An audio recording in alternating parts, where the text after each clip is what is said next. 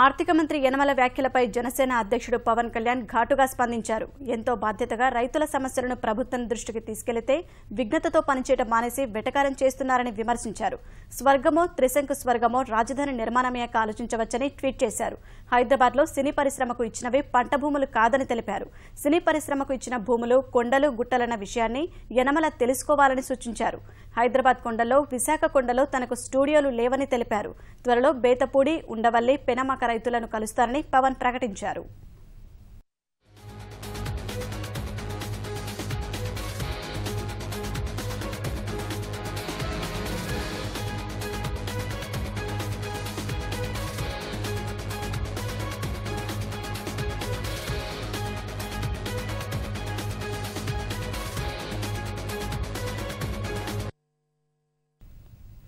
ఆర్థిక మంత్రి యనమల వ్యాఖ్యలపై జనసేన అధ్యక్షుడు పవన్ కళ్యాణ్ ఘాటుగా స్పందించారు. ఎంతో బాధ్యతగా రైతుల సమస్యలను ప్రభుత్వం దృష్టికి తీసుకెళ్లితే విఘ్నతతో పనిచేయడం మానేసి వెటకారం చేస్తున్నారని విమర్శించారు. స్వర్గమో త్రిశంకు స్వర్గమో రాజధాని నిర్మాణమయ్యాక ఆలోచించవచ్చని ట్వీట్ చేశారు. హైదరాబాద్లో సినీ పరిశ్రమకు ఇచ్చినవి పంట భూములు కాదని తెలిపారు. సినీ పరిశ్రమకు ఇచ్చిన భూములు కొండలు గుట్టాలన్న విషయాన్ని యనమల తెలుసుకోవాలని సూచించారు.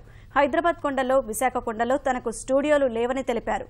త్వరలో బేతపూడి ఉండవల్లి పెనుమాక రైతులను కలుస్తారని పవన్ ప్రకటించారు.